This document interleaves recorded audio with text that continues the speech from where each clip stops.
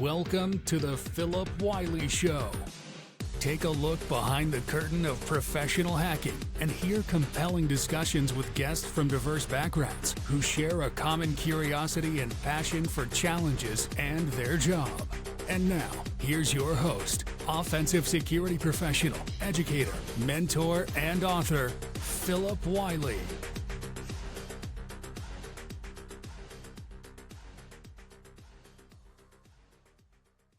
Hello and welcome to another episode of the Phillip Wylie Show. I'm extremely excited to have my good friend Keelan Knox joining.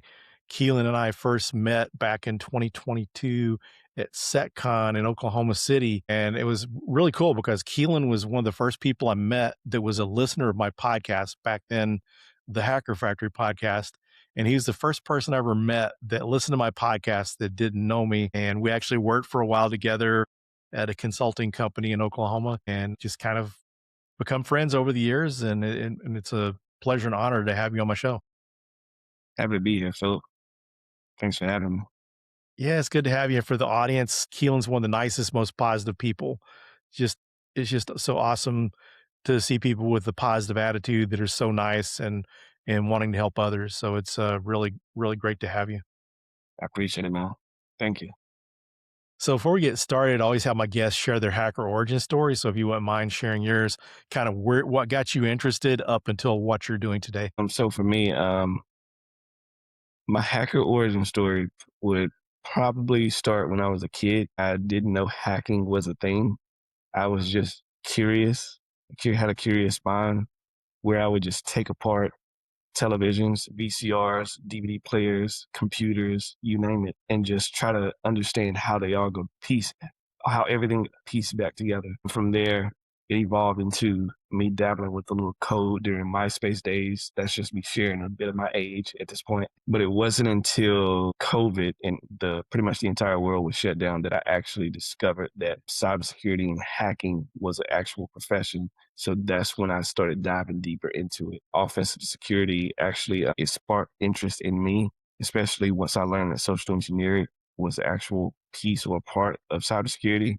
And I just learned or discovered that that was a skill set that I just naturally possessed because I enjoyed seeing how far I could take certain things from a social engineering perspective and also understand how to defend against that. Very cool. That's one of the interesting things, you really think about it. Social engineering was the first type of hacking, long before we had computers or anything. Just being able to persuade people to get what they want. I mean, for me, it was I stumbled across a video of Jason E. Street sharing a story about physically breaking into the wrong bank that was next to the bank. Him and his colleague were supposed to actually physically pen test. And whenever I stumbled across that, and I was like, what does this have to do with cybersecurity? That's when I got hooked. And I've been pretty much just wanting to explore and learn more ever since. So what did your education and your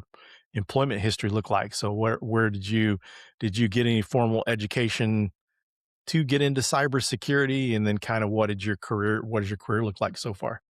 So for me, I received some formal education. I was under the impression that when it comes to technology and building or developing a career, and whether it be IT, software development, application development, cybersecurity, and so forth, a lot of the breaches that we hear about in the news or in media stem from young teenagers or individuals in their young 20s actually exploiting certain vulnerabilities and understanding technology far more than I would understand. However, me being me, dabbling into real estate investing, I learned at a younger age that it's far more important to actually network with individuals who actually are doing the things that you aspire to do or become in order to learn firsthand what it means to actually exist in a certain space or ecosystem. So while I was learning from a formal education perspective about cybersecurity, I was also networking and basically learning more about the community, cultivating relationships with people who were doing some of the things that I wanted to do. That's how I stumbled across engineers speaking at different conferences about social engineering and so forth. Very cool. So, what type of roles have you done since you've been in security? Um, you name it, I've probably done them all. Um, security, engineering, operating in a SOC, triaging, security alerts, threat detections, operating on incident response engagements. I've done some penetration testing, a lot of social engineering engagements, whether it be testing physical access controls, and providing phishing simulations, phishing simulations. I've done internal and external penetration tests. I've operated and worked in a digital forensics lab, pretty much just investigating digital evidence, perform IT audits, vulnerability assessments, you name it. So, what recommendations would you have for someone that wants to get into cybersecurity? My recommendation would be to first start with yourself and gain an idea of what you gravitate to the most. If you're someone who's not a social person and you enjoy operating on the technical side of things, then I would explore building out a home lab. See if responding to alerts that are happening inside your home lab environment, if that entices or intrigues you, or if you're someone who's actually interested in the super technical things of offensive security, then follow that route. But also focus on developing a profound understanding of system administration and network engineering, because that's going to build like the foundation. Yeah, that's some good advice because I know a lot of times people want to jump into pen testing right away. And fortunately for me in my career, I wasn't able to do that because whenever I got into IT, I was a system administrator.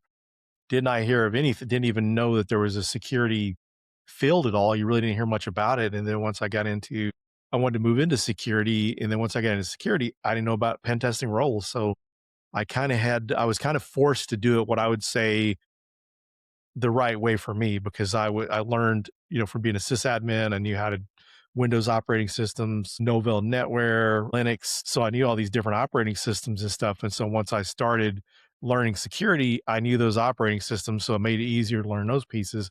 And then when I got into pen testing, if you understand how it works, how to secure it, it's going to be easier to break into it. So Absolutely. it kind of forced me to follow those steps and get it, because I'm the kind of person, if I'd had the opportunity to jump right into it, I probably would have jumped into it from the start and I would have missed out on a lot. And that's something that you actually highlighted or shared in your book, Pentester Blueprint, quite a bit as well. Understanding how to identify what you gravitate to the most. There's quite a few people who, as soon as they discover or learn what they gravitate to the most, they become specialists in that particular area or avenue, whether it be digital forensics or security, like SOC operations, or even pen testing. Not all penetration tests are the same. You got external facing penetration tests where you just pretty much just testing public facing IP ranges, domains, and so forth, or even subdomains. And then you also have the web application, which could pretty much devil into cloud security and so forth, and internal infrastructure. Whether when it comes to most organizations, and they want a penetration test, they want to test to make sure that the actual infrastructure that they have for users, workstations, servers inside their internal environment is pretty much, they want to know or discover what vulnerabilities exist. And that's what cybersecurity as a service pretty much provides, or helps provide organizations. Yeah. And, one of the things about trying different things in security that I've seen that could be a benefit is I used to work for a bank, and on the pen test team, I actually interviewed someone for the team for the Hacker Factory podcast. And it was interesting because Yeah. whenever he joined the bank, he was working in IT and he was taking SANS courses to, become a digital forensics analyst.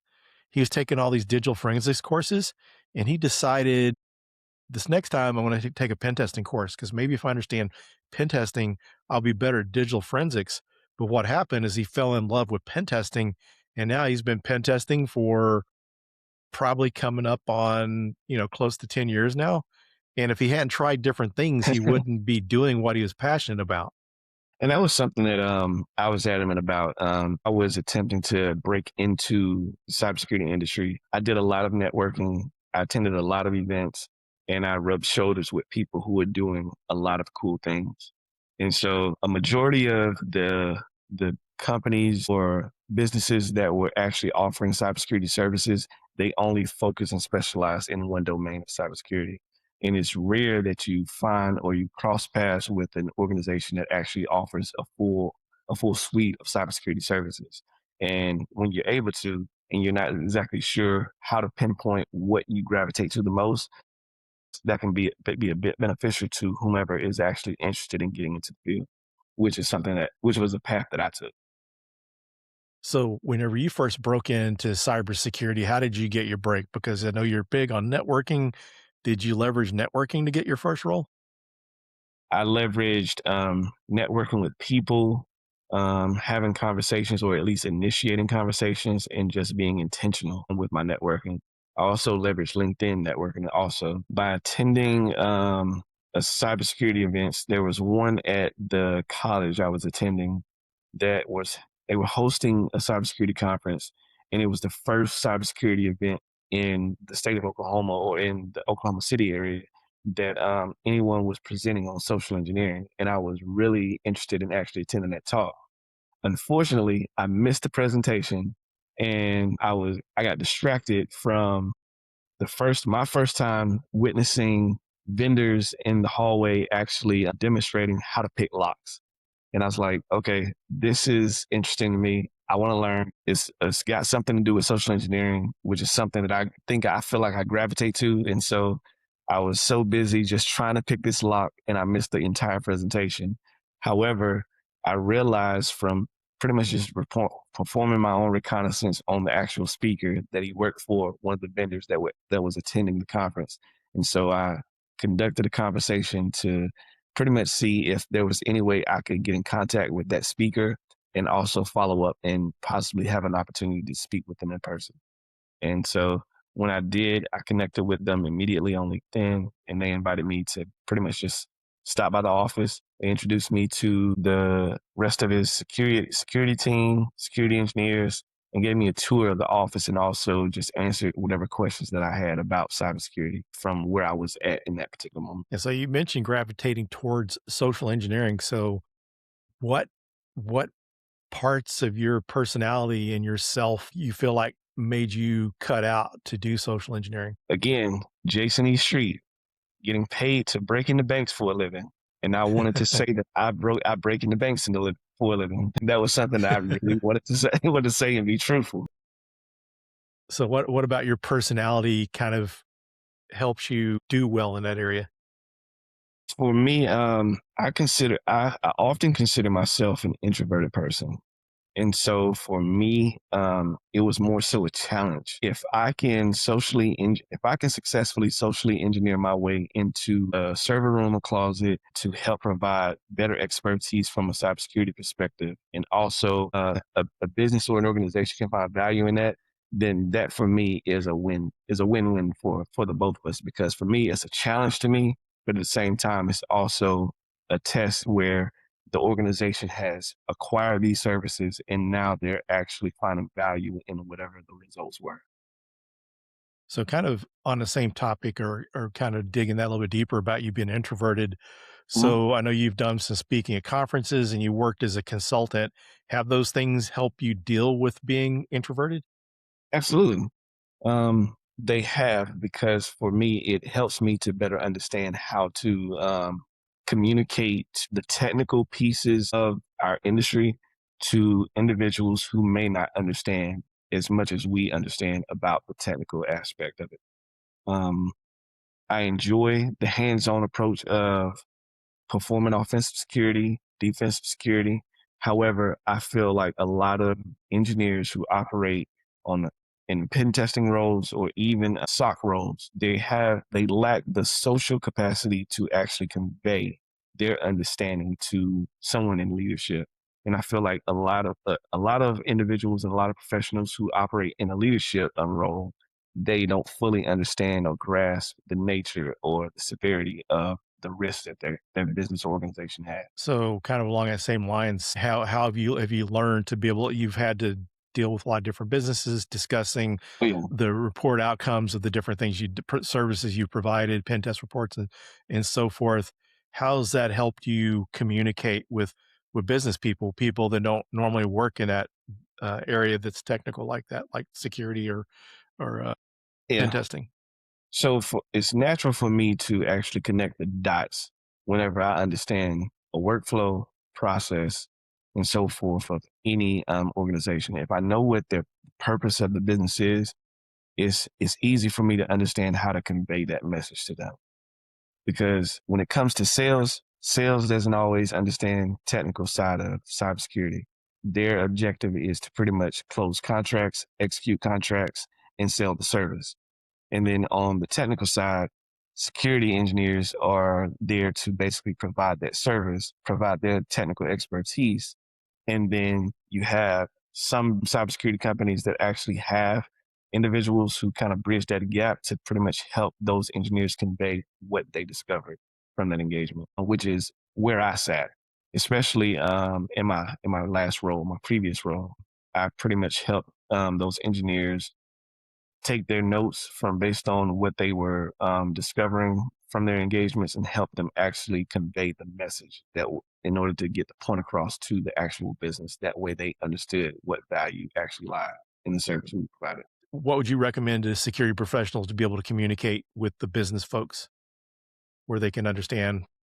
I would recommend anyone who's operating in a technical role, especially if it's cybersecurity, to understand that yes, cybersecurity vulnerabilities exist. However, the business exists for a separate reason outside of just cybersecurity. Cybersecurity is meant to complement the business objective as a whole, and pretty much provide complementary expertise and understanding on how the business can sustain its operation. What So impact? as far as Yeah, go ahead. Yeah. So as far as, how you sharpen your skills, what ways do you like to learn to help improve your skills at pen testing and other different technical roles within cybersecurity? So I actually enjoy testing in my home lab, going through the trial and errors of developing a fine-tuned home lab infrastructure, whether it be cloud-based, hardware-based, doesn't matter. And then from there, going as far as staying up to date on the latest breaches, the latest hacks, and trying to recreate those in my home lab. That way, it doesn't significantly affect or impact what other stuff is going on inside the home, but also is just isolated and controlled. So are there any kind of online platforms that you like to use to learn? Snap Labs, Okay. Snap Labs for sure, because in Snap Labs, it's you can pretty much just easily deploy an environment that's like a business environment or an organization environment right in AWS. Also have several old hardware devices that I can just spin up, re-image, and just go through that trial and error process in order to gather that thorough understanding of how one particular aspect of re-imaging, configuring a device, pretty much like RBAC, role-based access controls, what that looks like, what the steps to go through in that, and then also test and ensure that if I deploy SIM or an EDR, endpoint detection response software, that any actions that I'm performing on those devices is being detected, how it's being detected, what's not being detected, testing from there. And then from there, when it comes to pen testing, it's just a matter of just exploring GitHub or following other professionals in the community that have a voice. See what they're using, see what tools they're using, what makes the most sense, trying it out and just going from there. So you mentioned how important networking with people is to you. So what's some of the best places that people can network? Discord, Discord, LinkedIn, in person. The best place for me is in person. I much rather speak to someone face to face and have a conversation with them and just get to know them. and see what they're actually what they're playing around with, what they're testing, what's in their home lab, what are they noticing, what are they seeing, and just gain their see what their perspective is on certain things, and then learn because we all learn from each other. Yeah, that's interesting that you mentioned that too, because there's so much you can learn being at a conference, and it doesn't always come from the presentations. It's Right. just some of the conversations you have in the hallways. Absolutely. I know DEF CON is a huge cybersecurity conference. However, I found more value just attending the demo labs from practitioners, researchers, other security engineers, pretty much just showcasing some of the tools that they've been developing, working on, and so forth, and just testing those out. Because from my perspective, a lot of those tools and how they operate, how they function, actually, there's a lot of value in that, and just you can learn so much. Yeah, because I remember the first DEF CON I went to, and I was kind of late getting to my very first DEF CON because when I got my first pen testing role, I was working in consulting, and our bonuses were based on billable hours. Really, So there were a lot of cases. So since I could do Wi-Fi network and application, I used to do the internal, external, and the Wi-Fi networks and maybe applications. So I'd get 3 or 4 week long projects. I'd be in there performing the pen tests. And so I was worried if I took a break to go do something, take a vacation, or go to a conference, that would land right in the middle of one of the big pen tests and I wouldn't be able to do the whole thing. So that kept me away from it. So I didn't go to my first DEF CON until 2018. really. Yeah, and I had started my first pen testing role. I've been in security. I started security in 2004, but then moved into pen testing in 2012. So it took me like 6 years before I went to my first cybersecurity conference or my first DEF CON. You're not the only one. I've crossed paths with quite a few people attending DEF CON where it was their first time attending, but they've spent several years operating as cybersecurity pen testers or security analysts. There are quite a few people who actually attend who just desire to be in the industry and rub shoulders with people, which is not a bad thing at all. It's just uh, immerse yourself in an environment and where you're surrounded by people who are doing the things that you want to do or desire to do. That's been something that I live and breathe by. So what happened for me is I'd worked in consulting, and then the job I took after that was working in a bank. So, our bonuses were just based on performance, not the number of pen tests we'd done. And Gotcha. so I ended up going to the conference then, but then I also had registered or signed up, applied to be a Bug Crowd ambassador, and I got accepted. So I wanted to go to DEF CON to be able to meet the Bug Crowd people. And so that's Absolutely. kind of how I got there. Makes sense. Yeah. Have So you done a lot of bug bounty hunting at all? not really the thing that's been tough. I got to go to a Bug Crowd Bug Bash once, and it's this live hacking event. But Yeah. the problem is when I get places, I get busy talking to people, so I really didn't do much with it. And then You trying to kn really get into bug bounty stuff is anytime I was working somewhere, if I wanted to make more money, I could do pen tests. Bug bounties can be difficult to make money, and I always wanted the sure thing. I want to get paid for sure. So if I was working somewhere where I wasn't consulting, then I could find these other companies that I did side pen testing for and make money. So that's one of the things that really prevented me from getting into it. Gotcha. I have yet to dabble in, bug bounty hunting at all. It It's pretty fascinates me. interesting.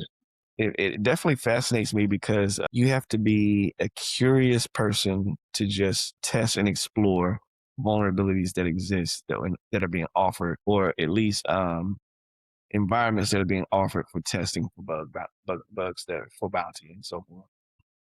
But yeah, Yeah, it's pretty interesting to see because I actually had met some people through Bug Crowd, and some of these people I might have already been connected to on LinkedIn, now X, that their day job was pen testing somewhere, but then they would do bug bounty on the side. But sorry, yeah, one of the things I did notice about people that do bug bounty, there's some really good web application pen testers right, that do bug bounty. They pick up some things because, back to the whole, you don't get paid unless you find something. So you got to work really hard. And then one of the things I was talking to someone recently, and they brought up a good point was that working around these other security researchers doing bug bounties is a good way to learn. So you may work in an Absolutely. organization, and this happens a lot. You're an internal organization. You may not have access to a lot of highly talented individuals. Right. When you do Bug Crowd, or HackerOne, any of these other bug bounty platforms, you're exposed to some of the best in the world, and you can learn there, and you don't always get that opportunity when you work somewhere. There may be someone that's really good, but it may not be a whole team. So when you're surrounded by, Especially those practitioners who are developing new tools, and they use bug bounty hunting to basically just test them out. yeah, Yeah.